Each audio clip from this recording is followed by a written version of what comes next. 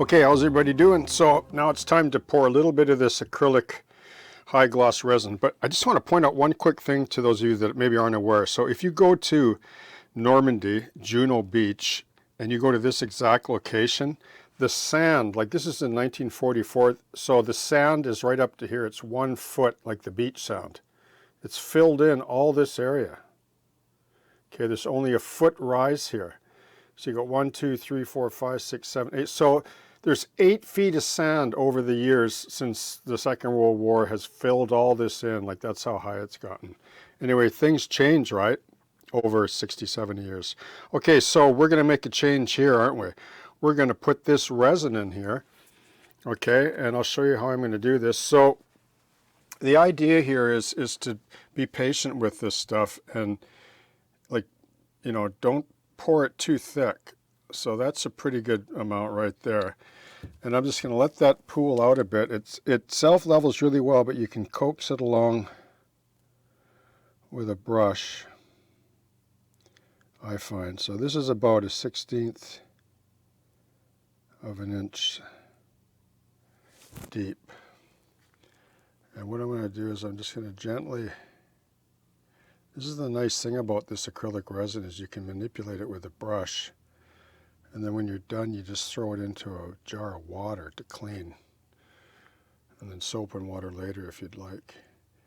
So tomorrow this is going to look pretty cool. And if you want to pour it deeper, you just repeat the process. Wash, rinse, repeat. And you'll have a nice little tidal pool or a flooded bomb crater that'll look the part and be easy as pie to do. Now, I'm going to let that dry, okay? Now here's one thing I want to say in closing, and then I'll show it at the end when this cures overnight. It says because I'm tag teaming between the vehicle and the diorama base here.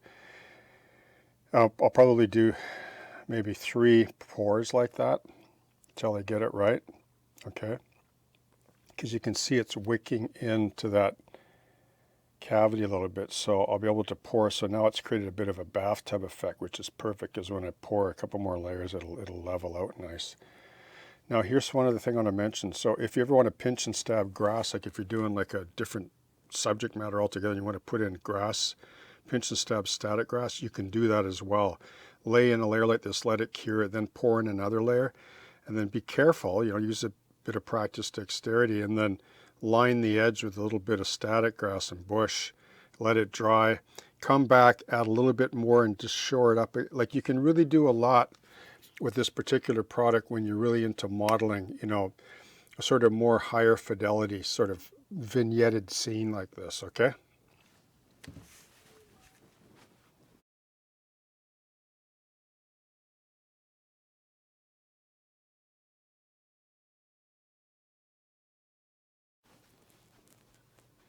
Okay, so a couple things now. This is the next day, all right? You can see it's dry. Like actually it was 4 hours after I could touch it, like no tackiness or nothing. So remember how I talked about building up layers? So this is the first layer that actually seals the wood. Like there was a grainy, like I didn't pre-seal with varathane. I just put paint down. So paint is always going to mirror the texture. And the first coat or two, depending how thin it is, will tend to mirror the water surface as well. I mean, it's a little bit there. Actually, I kind of like that, the way the reflection on there. Now, what I'm going to do is I'm going to use either this glass medium. Like this glass medium has a bit, it's a little bit different.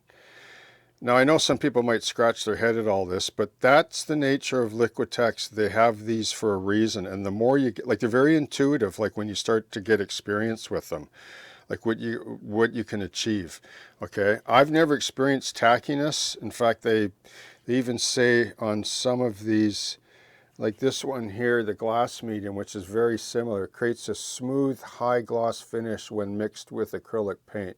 Now, you don't have to mix it with acrylic paint. Adheres to slick, non-porous surfaces. And then when you read the back of this pouring medium, it says lowers viscosity. So this is thinner than this. Like, see, you can't hear that, right? But listen to this one. So see, different viscosities. And now, each subsequent layer that you pour on here is going to self-level, and you won't have any texture at all like that. What you'll have is just a smooth, sort of glossy surface. And then I just need to grab one other product to show you something else, okay?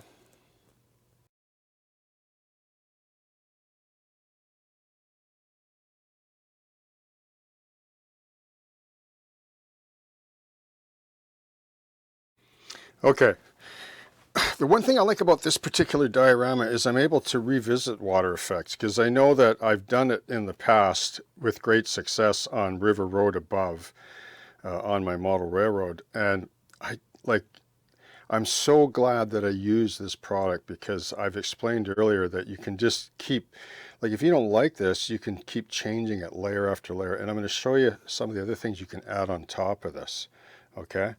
So because these are all compatible, because these are all compatible, like Liquitex and Golden, like you can mix them together. There's no problems. I haven't had any yet, and I've been using these products for decades.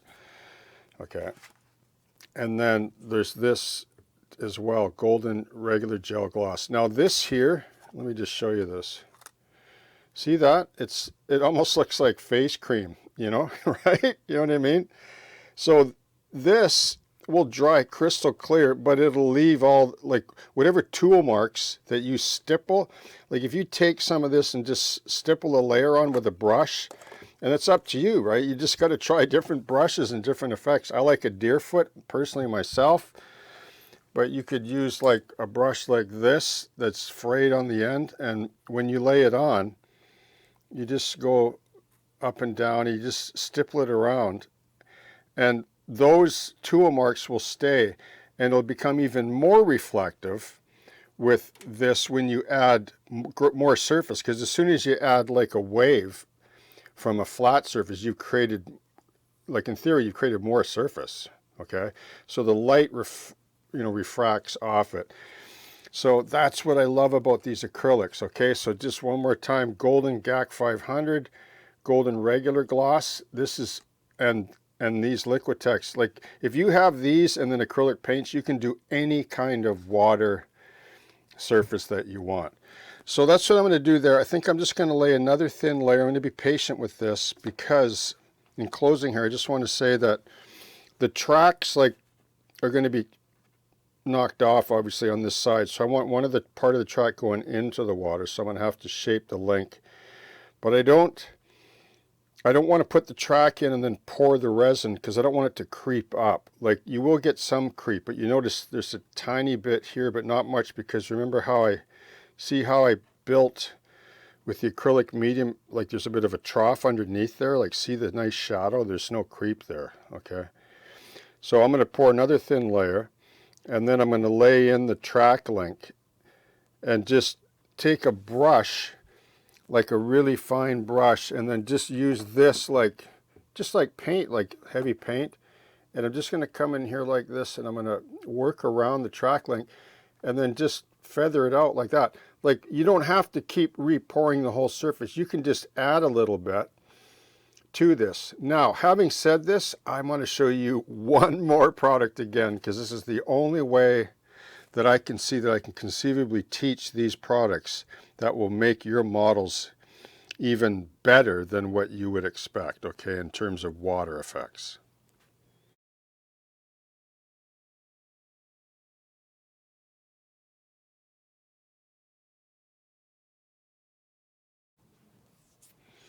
Okay, so I've just shown you those two basic products for doing water, like crystal clear layers over your choice of color for your ditch water, lake, pond, river, whatever. Okay, the Liquitex Gloss Medium or pouring medium. And if you keep these lids nice and clean, they have an excellent shelf life. I also showed you this, that I use this a lot as well. But the key is thin layers. Don't pour this. Just because it says pouring medium doesn't mean you just pour it in. You can pour a bit in and spread it out. But that's that definition is for the artist. It means that they pour it on the canvas and it sort of settles out a bit. They don't fill cavities. Like if you went to fill this whole cavity with this, it would stay white forever, and it would clear probably eventually, like 6 months later, because what'll happen is it'll build a film over top and seal in the white uncured part of it, and it would probably go concave, and it wouldn't end well for you, okay, because it's not designed for that, okay? Now, here's 2 more products in closing. Here's clear granular gel. This is really good for really rough kind of rapids and so on. It just looks the same, but there's glass. Oh, I wouldn't say they're glass, but they're clear granular. I can't explain them, but when you put it on, it's sort of lumpy. It's almost like coarse pumice gel, but it's crystal clear, and it has this like large kind of shards in it that look like, you know, rough water. And then there's this here, which I really like, glass bead gel. This is another texture. It has almost a bluish kind of hue to it, and there's tiny little glass beads in here.